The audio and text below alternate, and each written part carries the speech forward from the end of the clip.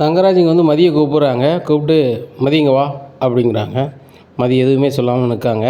இங்கே பாருமா, இந்த வீட்டுக்கு பொம்பளை ஆளுக்கு வேலைக்கு போகுது லாய்க்கப்படாது அப்படிங்கும்போது, எந்த வீட்டுக்கு லாய்க்கப்படாது, எல்லா வீட்டுக்குமே லாய்க்கப்படும் அப்படிங்கும்போது, இங்கே இருக்கிறவங்க யாருமே வந்து பொம்பளை ஆட்கள் வேலைக்கு போகிறத விரும்பலை.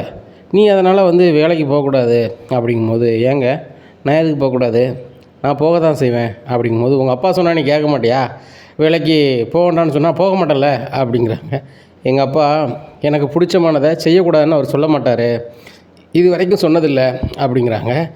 உங்கள் அப்பா எப்படின்னு எனக்கு தெரியும், இந்த வீட்டில் உள்ளவங்க எப்படின்னு நீ தெரிஞ்சுக்க, என்ன இனிமேல் போட்டு வேலைக்கு போகக்கூடாது அப்படிங்கும்போது, அண்ணா இதெல்லாம் நீங்கள் சொல்லாதீங்க அப்படிங்கும்போது, டேய் சுரேஷே சொல்டா அப்படிங்கும்போது, எங்கள் மாமா இவ்வளோ சொல்கிறாங்களே வேலைக்கு போகக்கூடாது அவ்வளோதான் அப்படிங்கிறாங்க.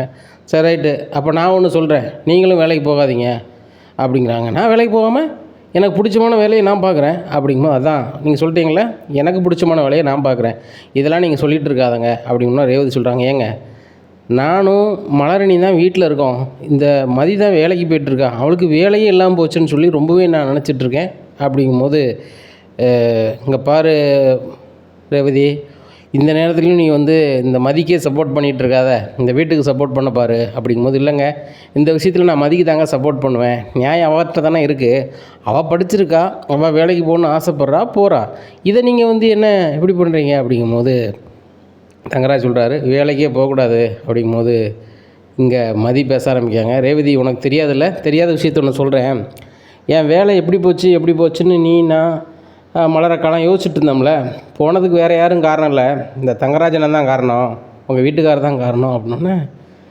ரேவதி முடிக்காங்க. என்ன மதி சொல்கிற அப்படிங்கும்போது, தங்கராஜ் சொல்கிறாங்க, இவள் இல்லாத இப்போ இல்லாதன்னு சொல்லுதா ரேவதி, மாமா இந்த வீட்டுக்கு நான் வந்து சமரசம் பண்ணதுக்கு வந்ததுக்கு எனக்கு கிடைச்ச பரிசா அப்படிங்கும்போது, என்ன நீ மாப்பிள்ளையை தேவையில்லாமல் பேசுகிற அப்படிங்கும்போது, தேவையில்லாமலாம் பேசலை, யார் வந்து இனி வேலை பார்க்க வேண்டாம்னு கரஸ்பாண்ட்ட சொன்னாங்க அப்படிங்கிறத வீடியோவே என்கிட்ட இருக்குது, அங்கே வேலை பார்க்குற பியூன்னு எனக்கு அனுப்பிட்டாங்க அப்படிங்கிறாங்க.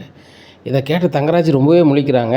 உடனே என்ன மாப்பிள்ள இவ சொல்கிறதுலாம் உண்மையா அப்படிங்கும்போது, ஆமாம்மா சுரேஷ் இவங்களும் ஒன்றா வாழலை, வேலைன்னு போயிட்டுருக்கா, சரி வேலை இல்லாமல் இருந்தாலாவது 2 பேர் தாம்பத்திய வாழ்க்கையை ஆரம்பிப்பாங்கன்னு பார்த்தேன் அப்படிங்கும்போது, ரேவதி சொல்கிறாங்க, ஏங்க உங்களுக்கு கொஞ்சமாவது மனசாட்சி இருக்காங்க, அந்த பிள்ளை வேலை தான் பெருசு, நான் என்னால் இந்த வேலையை வச்சு 4 பேருக்கு நல்லது செய்ய முடியும் அப்படி இப்படின்னு நினச்சிக்கிட்டு இருந்தால் நீங்கள் இப்படி பண்ணியிருக்கீங்க அப்படிங்கும்போது, அவள் யாருக்கும் நல்லது பண்ணியிருக்க மாட்டா, என் அப்பா ராமமூர்த்திக்கு செலவுக்கு காசு கொடுத்துருப்பா, அவர் கடனை இவள் அடைச்சிக்கிட்டு இருந்திருப்பா, இதான் நடந்திருக்கும் அப்படிங்கும்போது, எங்கள் அப்பா கடனை அடைக்கிறதுல உங்களுக்கு என்ன சிரமம், நீங்கள் வேலையை இப்படி கெடுத்துட்டீங்க, ஆனால் வந்து நீங்கள் தான் பண்ணீங்கன்னு தெரிஞ்சு நான் அமைதியாக தானங்க இருக்கேன், அடுத்த வேலையை நோக்கி தான் போகிறேன், என்னை ரொம்ப ஓவராக ஒரி பண்ணிகிட்டு இருக்காதாங்க அப்படிங்கும்போது, சுரேஷ் சொல்கிறாப்புல, மாமா இவன் அந்த வீட்டில் இருக்கக்கூடாது, அனுப்புங்க அப்படிங்கிறாங்க. டே இப்போ தானடா அவங்க அப்பா அம்மா போயிருக்காங்க, ஒரு ஒரி முடிஞ்சால் இன்னொரு ஒரி இழுக்காத அப்படிங்கும்போது,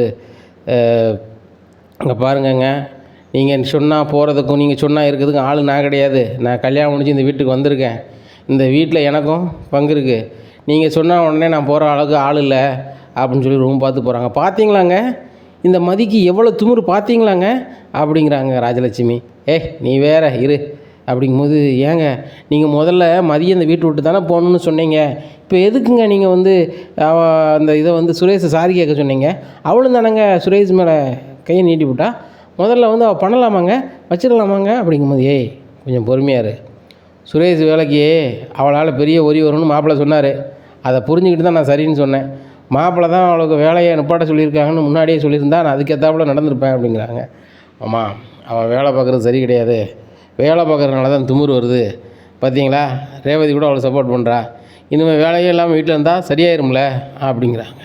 உடனே ரேவதி சொல்கிறாங்க, யாரும் அடக்க முடியாது, அவள் யாருக்கும் அடங்கி போகிறவ கிடையாது, அடக்கிட்டு போகிறவா, கண்டிப்பாக வந்து இதோட சூப்பர் வேலையை இது பண்ண தான் போகிறா, நான் கூட ஏதாவது வேலை ரெடி பண்ணலான்னு தான் பார்க்கேன், மலரணி நீங்களும் இப்படி இருக்குன்னு அவசியமே இல்லை அப்படிங்கும்போது, ஆமாம் ரேவதி எனக்கும் வீட்டு வேலை செஞ்சுட்டு வீட்டில் இருக்க ரொம்ப போர் அடிக்கி, சின்ன பையங்க ஸ்கூலுக்கு போயிருந்தாங்க, நான் வீட்டிலே எவ்வளோ நேரத்தில் தான் இருக்க முடியும் அப்படிங்கன்னே, என்னடா மலர் இப்படி பேசிக்கிட்டு இருக்கா, டே பாக்கியராஜ் இதெல்லாம் நீ பார்த்துட்ருக்க அப்படிங்கும்போது, ஏம்மா வேலைக்கு போகிறது அவள் விருப்பம், இதை வந்து நம்ம ஏதாவது சொல்ல முடியுமாம்மா அப்படிங்கும்போது, என்னடா இப்படி இருக்க பொன்னஞ்சட்டி மாதிரி, அவள் சொல்லதே நீ கேட்டுக்கிட்டு இருக்க அப்படிங்கிறாங்க.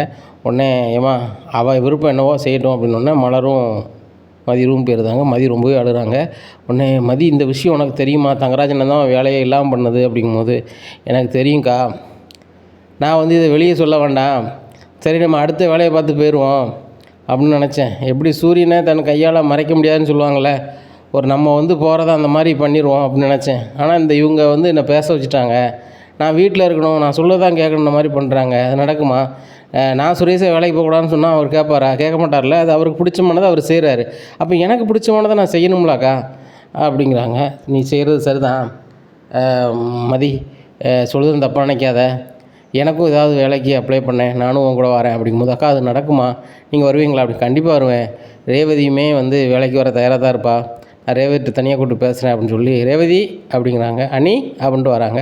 வந்தோடனே, ரேவதி நீ அன்றைக்கி சொன்னல, நான் மதிட்ட சொல்லிட்டேன் அப்படிங்கும்போது, என்ன சொன்னீங்க அப்படிங்கிறாங்க. வேலைக்கு தான்.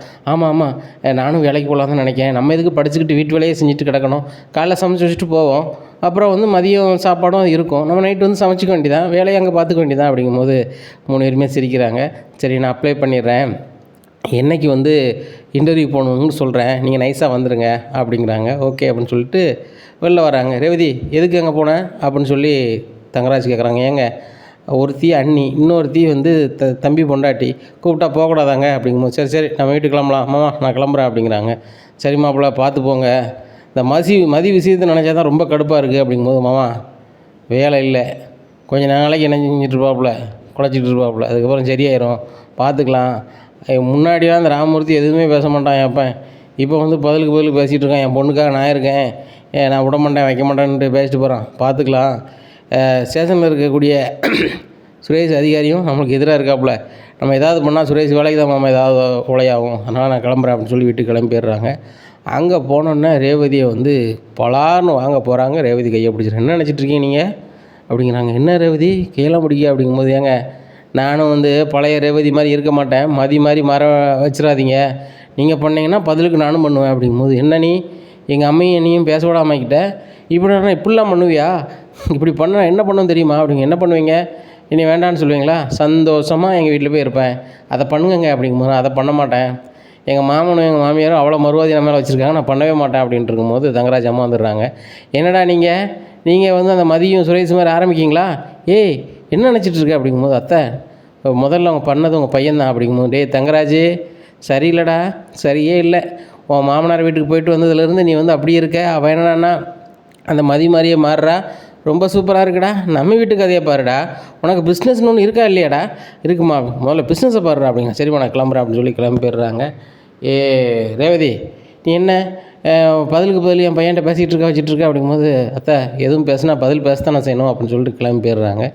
சரி யாரையும் திருத்த முடியாது அப்படின்னு சொல்லி இவங்க அம்மா பிள்ளையில பாரு அப்படின்ட்டு போயிருந்தாங்க. இங்கே மதிக்கு ஃபோன் பண்ணுதாங்க ரேவதி, மறுபடி எக்ஸாம் மட்டும் எனக்கு அப்ளை பண்ணால் முட்டுறாத, பண்ணிடு, நான் வந்துடுதேன் அப்படிங்கிறாங்க.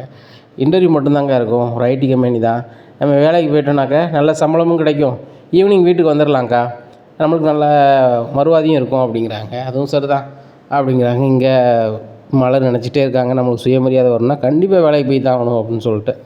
உடனே இவர்கிட்ட பாக்கியராஜ் சொல்கிறாங்க, ஏங்க எனக்கு சப்போர்ட்டாக இருப்பீங்களே, மதி வந்து வேலைக்கு அப்ளை பண்ணிடுவோம் இன்றைக்கி, எப்படின்னு ஒரு வாரத்துக்குள்ளே எங்களை இன்டர்வியூ கூப்பிடுவாங்க, நான் போகணும், போனால் நான் வேலைக்கு போகிறதுக்கு நீங்கள் சம்மதிப்பீங்களே அப்படிங்கிறாங்க. நான் சம்மதிக்கிறது என்ன, உனக்கு சந்தோஷம் தானே, நீ போ, அப்படி எங்கள் வீட்டில் ரொம்ப ஓவராக பண்ணாக்க நான் தனி கொடுத்துன போகிறவங்க கூட சொல்லிடுறேன் அப்படிங்கும்போது, தேங்க்யூ பாக்கியராஜ் அப்படின்னு சொல்லி சிரிக்கிறாங்க. இங்கே வந்து ராஜலட்சுமி வந்து இவர்கிட்ட ராகவன்ட்ட கேட்குறாங்க, ஏங்க இந்த 3 பேரும் சேர்ந்து பேசிகிட்டு இருக்காளுங்க, இது சரியாக வருமாங்க அப்படிங்கும்போது, வேறு என்ன பண்ணுறது, ரொம்ப ஓவராக பண்ணால் அந்த மாதிரி ஸ்டேஷனில் போய் நிற்பான், சுரேஷ் வேலை தான் இல்லாமல் போவான், ஏற்கனவே வந்து சுரேஷ் வந்து பொம்பளை கை வச்சுட்டான்னு எல்லாருக்கும் தெரிஞ்சு போச்சுன்னா வேலைக்கும் சங்கடமாக போயிடும், அதை யோசிச்சுட்டு தான் ஒன்றும் பண்ணாமல் இருக்குது, கொஞ்சம் நாளைக்கு பார்ப்போம், இல்லையா சுரேஷுக்கு வெளியூரை பார்த்து வேலையை மாற்றி விட்டுட்டு நம்மளும் அவன் கூட போய் இருந்துக்கிடுவான், இவன் ஒத்தியில் இங்கே ஒரு வழி இல்லாமல் அப்பாட்டில் வீட்டுக்கு கிளம்பிற போகிறா அப்படிங்கிறாங்க. ஏங்க இவன் அடங்குத மாதிரி தெரியலையேங்க அப்படிங்கிறாங்க. அடங்குவா, அடங்காமல் இவளோட போகிறோம், மாப்பிள்ளை ஒரு வேலையை இல்லாமல் ஆக்கினார், இவன் என்ன வேலை வாங்கினாலும் அந்த வேலையை மாப்பிள்ளை இல்லாமல் தானே ஆக்க போகிறாரு, பார்த்துக்கலாம் விடு அப்படிங்கிறாங்க.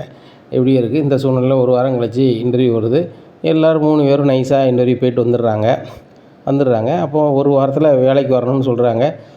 இதை என்ன பண்ணலாம் அப்படின்னு சொல்லிட்டு வீட்டில் சொல்லணும் அப்படின்னு சொல்லி மலர் சொல்கிறாங்க.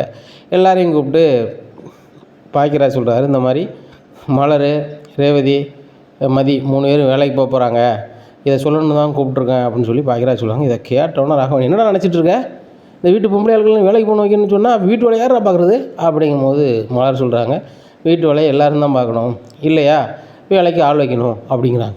இதை கேட்ட ராஜலட்சுமி, என்ன மலர் பதிலுக்கு பதில் பேசிகிட்டு இருக்க அப்படிங்கிறாங்க. அத்தை, இனிமேல் இப்படி தான் பேசியாகணும், மதி நான் வேலைக்கு வரேன், நீனும் வேலைக்கு வர, ரேவதி வாரன்ருக்கா, இதை யாரும் மாற்ற முடியாதுன்னு சொல்லிடுவோம்.